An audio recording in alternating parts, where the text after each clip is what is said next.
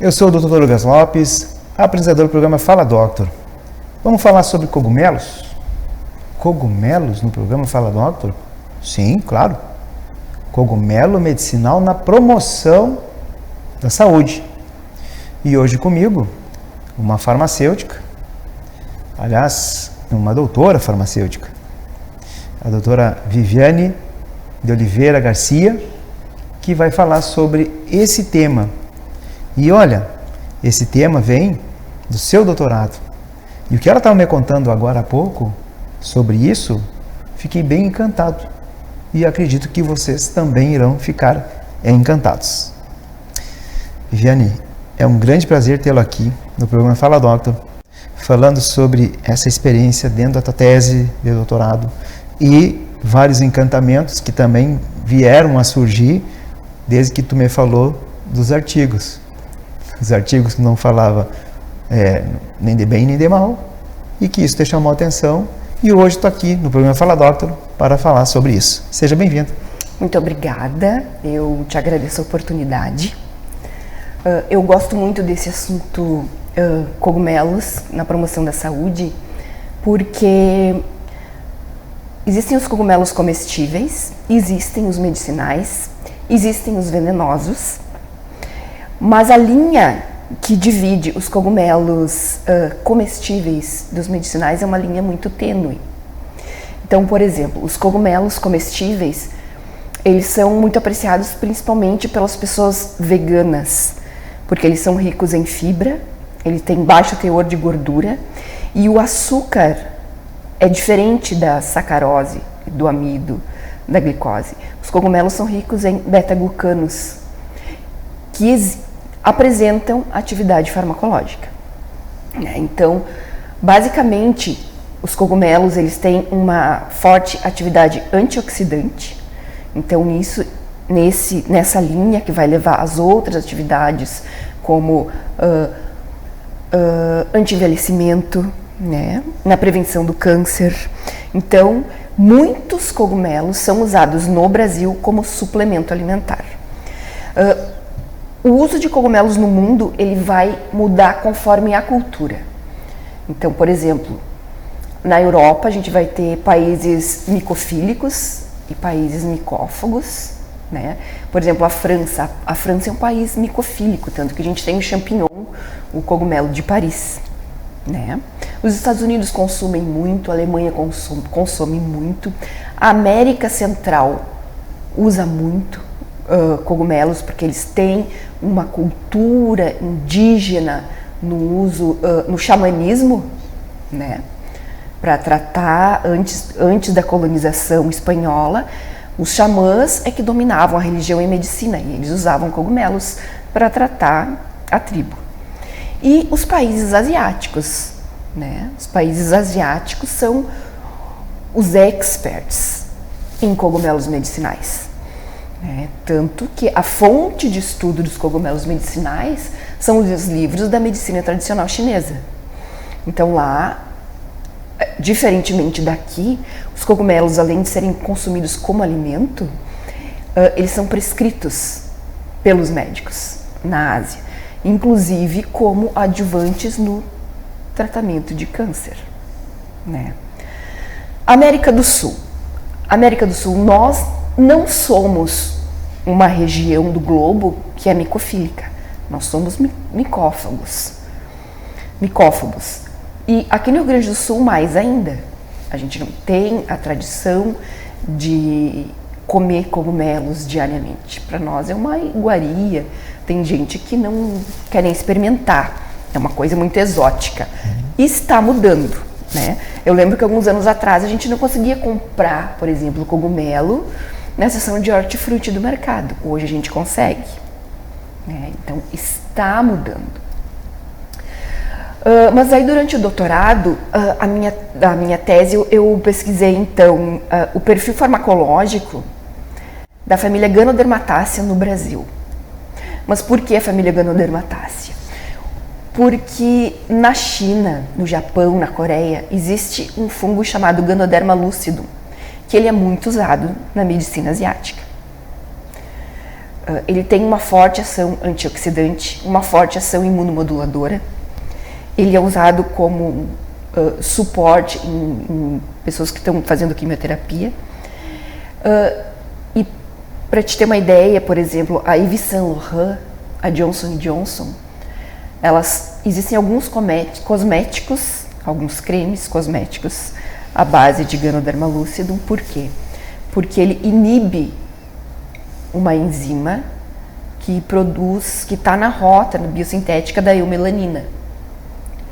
E como as asiáticas supervalorizam uma pele alva, então ele é adicionado em cremes cosméticos, né? Se tu der uma busca ali na Amazon, tu vai encontrar vários cremes para clareamento de pele, né? Mas essa é uma realidade asiática. O boom agora, de uns 15 anos para cá, é que está se revendo o uso de medicamentos psicodélicos para tratar transtornos psiquiátricos, né? Porque a gente sabe que os medicamentos alopáticos para tratar depressão hoje, eles resolvem boa parte dos problemas, mas não resolvem tudo, né? A gente vê pessoas que mesmo fazendo uso de antidepressivos, elas cometem suicídio.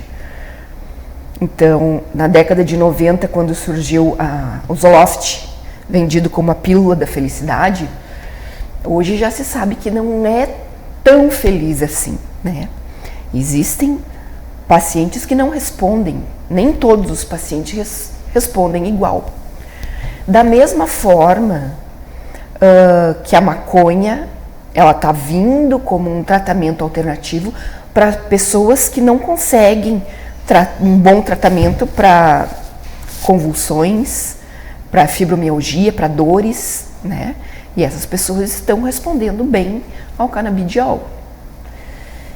E daí a gente tem o problema da legislação também, né? Porque às vezes a pessoa que faz o uso medicinal de canabidiol ou de maconha, ela vai presa e precisa provar que está fazendo uso de um medicamento. Depois que ela prova, ela consegue ser solta, né? Mas é um transtorno, que a nossa legislação ainda é muito ambígua em relação aos medicamentos psicodélicos. Mas aonde que entram os cogumelos? O xamanismo na América Central, até a década de 50, existiam ainda poucos xamãs que usavam o cogumelo Psilocybe cubensis, ou a Psilocybe mexicana, enfim, do gênero Psilocybe, para tratar doenças da tribo, né? Foi descoberto por um etnobotânico dos Estados Unidos, no final da década de 50, e aí como ele começou a estudar e escreveu um artigo na revista Life, no final da década de 50, que fez com que todos os hippies dos Estados Unidos descessem para o México e fizessem uma bagunça na cidade da xamã chamada Maria Sabina. E daí, a partir dessa onda hippie, é que começaram a ver as leis de repressão, né? Então, teve essa época de estudo, e deu uma parada, e a partir de 2017 começou um resgate disso, para o tratamento de doenças psiquiátricas. Então hoje, se tu for entrar no portal do Instituto John Hopkins, vai ver que eles têm várias linhas de pesquisa utilizando a psilocibina para tratamento de doenças como toque, como estresse pós-traumático, como depressão, né? E a Universidade Federal do Rio Grande do Norte tem uma linha de pesquisa muito séria com psicodélicos para tratar transtornos psiquiátricos.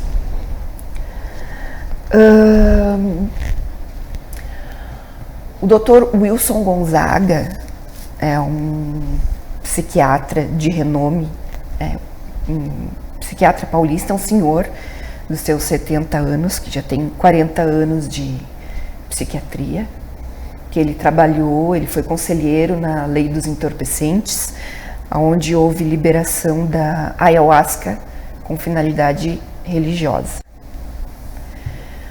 E ele é um médico que ele tem muita experiência no uso de medicina enteógena, né?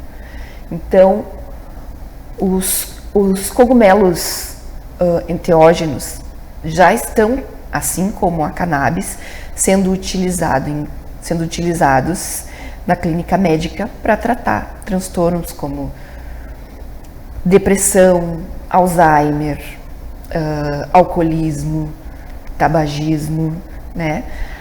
Devagar, esperando uma normatização e esperando mais estudos. O que já se sabe é que existe um bom efeito.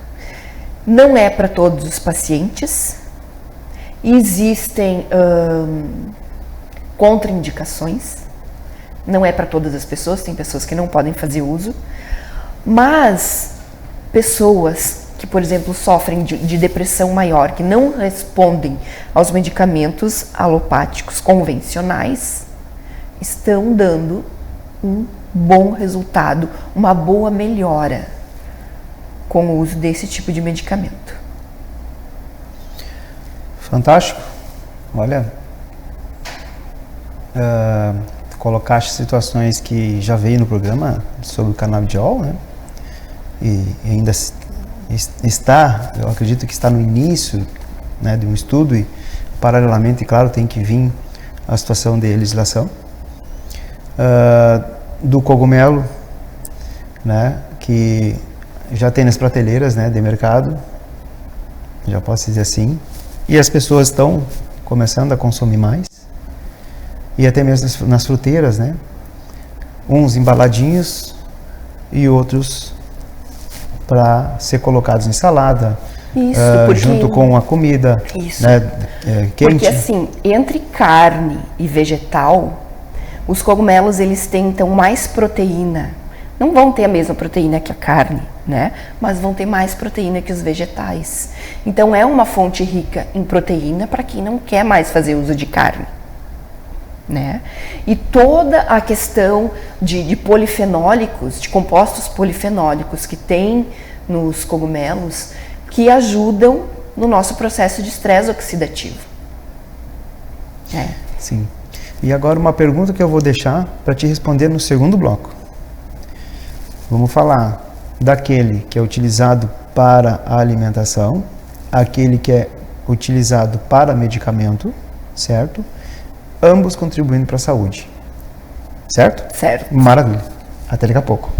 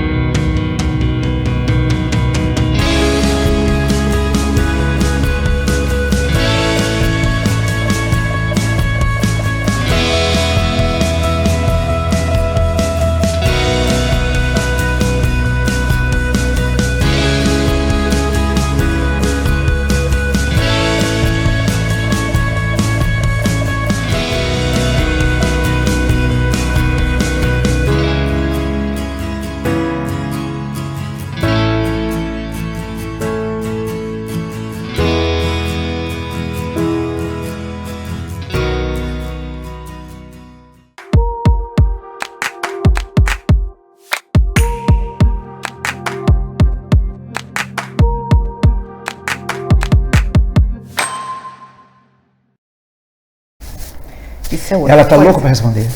Eu fiquei instigando nesse intervalinho, ela tá louca para responder. Mas tem a liberdade agora de responder essa situação da contribuição de ambos na saúde. Os cogumelos, então, eles são ricos em polissacarídeos, mas são polissacarídeos especiais. Não são polissacarídeos que existem em todos os reinos. São polissacarídeos que existem nos cogumelos. E esses polissacarídeos, principalmente os beta-glucanos, eles fazem bem para a nossa saúde.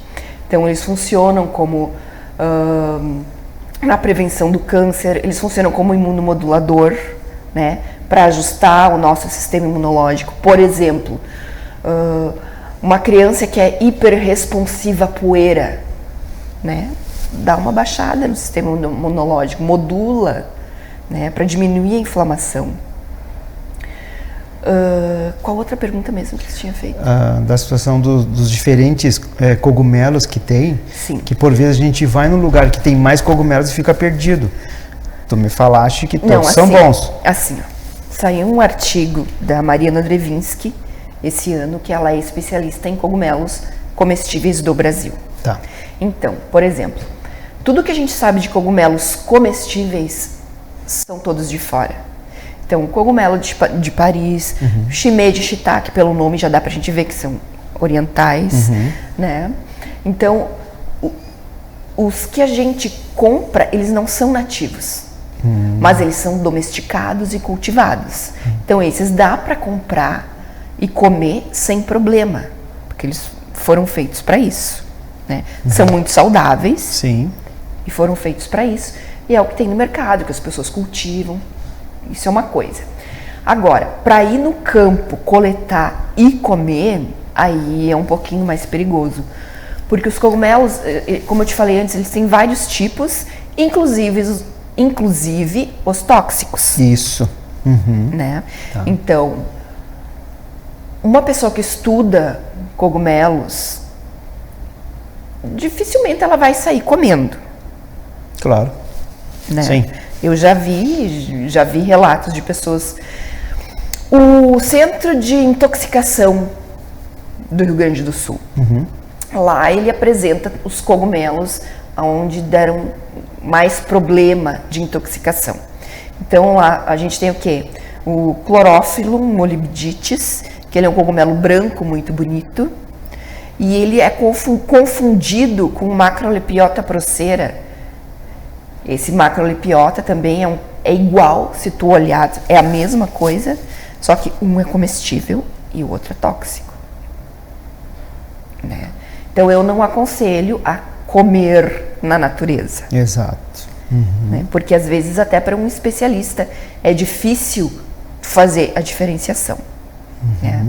Mas esse artigo da Mariana Drevinski, ela fez um levantamento baseado em quê? Em etnobotânica, em etnomicologia, com as tribos Yanomami e várias outras tribos, e fez um levantamento de tudo que teve algum registro de comestibilidade.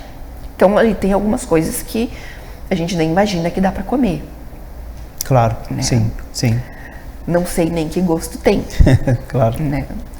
Mas o que eu recomendo é consumir e aumentar o consumo desses que tem no mercado. Por quê? Porque eles são mais baratos que a carne e eles fazem muito bem para a saúde. Além de polissacarídeos, além de fibras, vitaminas e sais minerais, eles também produzem ácidos graxos de cadeia curta. Ótimo. Ácido oleico, ácido linoleico, que fazem muito bem para a saúde. Perfeito. Então são uma fonte rica desse tipo de substância. Excelente. Em 2018, o professor Marcelo Sulzbacher descobriu a primeira trufa do Brasil, a Tuber floridanum, né? Que hoje é explorada na alta gastronomia. Exatamente. Né? Então, é um nicho que a gente tem, que a gente pode trabalhar em cima. Né? Na gastronomia, na medicina, né? E agora na transformação medicamentosa?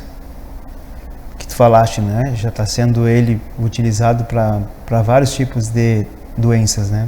Sim. Até mesmo para determinados tipos de espectros também. O que agora está sendo muito estudado são os cogumelos enteógenos, como eu falei antes, né? Uhum.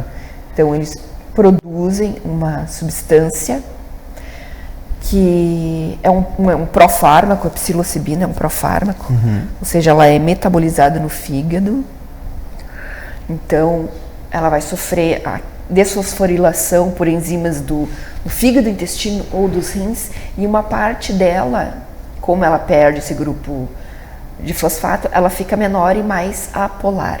Ficando mais apolar, ela atravessa a barreira hematoencefálica. E daí vai se ligar aos receptores 5-HT do tipo 2A no cérebro, que são os mesmos receptores que se ligam, por exemplo, à sertralina, à fluoxetina, né? E por isso a atividade antidepressiva. Com a vantagem de não ter os efeitos colaterais da sertralina, da fluoxetina. Aumento de peso, perda de libido, né? Mas isso ainda está em estudo, até para ver qual a dose, né? Qual é a dose tóxica, se tem mais efeitos colaterais, quais são. Até agora, só foi visto, na literatura só consta um efeito colateral, que existe uma ligação cruzada com algumas válvulas cardíacas de algumas pessoas, né? Então, por isso que eu falei antes, não é para todo mundo, né? Contraindicações, as mesmas contraindicações de outros psicodélicos, por exemplo, histórico de esquizofrenia na família, já é descarte. Claro, né? Sim. Mas eu acredito que para a maioria das pessoas ele vai ser uma boa alternativa. Tu falaste do Jardim Botânico. Tem plantações ali? Ainda não. A gente pretende começar alguma coisa de cultivo de cogumelos comestíveis, né? Talvez agora para esse ano. Mas não, ali no Jardim Botânico, o que a gente faz? O que acontece ali é a mesma coisa que acontece no resto do país. A gente tem uma das maiores biodiversidades do planeta, mas a gente não conhece. Sim. Né? Sim. Então, é diferente, por exemplo, lá da Europa, onde a biodiversidade é mais enxuta, onde eles estudam mais a biodiversidade, então eles conhecem mais. Aqui não. Nós temos uma grande variedade de espécies que a gente não faz ideia do que é, nem para que serve. A gente não sabe nem o nome, quanto mais para que serve. Tem que pesquisar, tem que explorar, tem que fazer muita pesquisa básica, primeiro para saber o nome, para saber o que é, o que produz. A ecologia não se sabe nada. É aquela coisa que acontece com toda a nossa biodiversidade, né? Precisa estudar antes que acabe. Começou a chegar o cogumelo no Brasil, começou a ter consumo, e até mesmo na parte médica, e chamou atenção, e nós com uma diversidade no Brasil todo gigantesca, que provavelmente pode ter até muito mais que em outros lugares. Pode ter. Pode ter espécies novas, porque, por exemplo, o gênero Psilocybe tem várias espécies, e tem muitas espécies para serem descobertas aqui no Brasil. E de uma riqueza nutricional e medicinal muito grande. Exato. Que pode até descobrir uma cura, vamos dizer assim, de vários tipos de doenças. Exatamente. E mentais e corporais. Exatamente. Porque, por exemplo, em farmácia, a gente estuda muito os vegetais. Sim. Você sabe muito dos vegetais. Arnica, macela, espinheira santa, você sabe muito. Claro. Mas os fungos não se estuda nada. Pois é. Não se sabe nada. Então estamos engateando. São biofábricas metabólicas, às vezes mais prolíficas que as próprias plantas. Sim. Por enquanto, então, só os animais estão aproveitando. Os bichinhos da floresta estão aproveitando. Sim. E que nós podemos aproveitar também, que vai ser bom para nós. Sim. Mas precisa de muito estudo ainda, né? Porque a Com gente certeza. também não pode degradar. Não, de jeito nenhum. Né? A gente tem que primeiro conhecer, ver se serve e cultivar. Claro. Como se faz na Ásia. Muito bom. Na Ásia é impressionante o cultivo. O Ganoderma lucidum, que eles chamam de reishi, esse que eu te falei que é usado em cosméticos. é muito tecnológico. Então, é um cogumelinho desse tamanho, que tem o pezinho, o chapéuzinho, né, que a gente chama de estipe e de pílio. E ele produz esporos para se multiplicar. Os esporos são estruturas microscópicas, mas eles são tão avançados no estudo, na biotecnologia de fungos, que eles conseguem coletar os esporos e dos esporos extrair substâncias. Então, são lavouras de cogumelos. É muito interessante. Olha aí, ó. Fica uma oportunidade aí muito grande, né? Uma oportunidade grande. E agora, estamos indo ao final da nossa entrevista, né? E como de costume, eu sempre peço para o convidado deixar uma mensagem final para quem está nos assistindo. Uma mensagem. Então, o nosso mundo, né, é do tamanho do conhecimento que a gente tem. Então, quanto mais a gente estudar, mais amplo vai ser o nosso mundo. A mesma coisa aconteceu comigo o estudo dos cogumelos. É um portal de oportunidades e de conhecimento que se abre. Então, a mensagem que eu deixo: estudem. Sejam proativos, inclusive em relação à própria saúde. Estudem mais, leiam mais, pesquisem mais. Maravilha. Viviane, muito obrigado pela tua participação aqui no programa Fala Doctor. Uma vez convidada, sempre convidada. Obrigada. E a você que está nos assistindo, a nossa gratidão. E olha, não deixem de seguir o Fala Doctor, além do Fala Doctor, o Cast Doctor e também o Cook Doctor. Nos vemos no próximo episódio. Aquele abraço.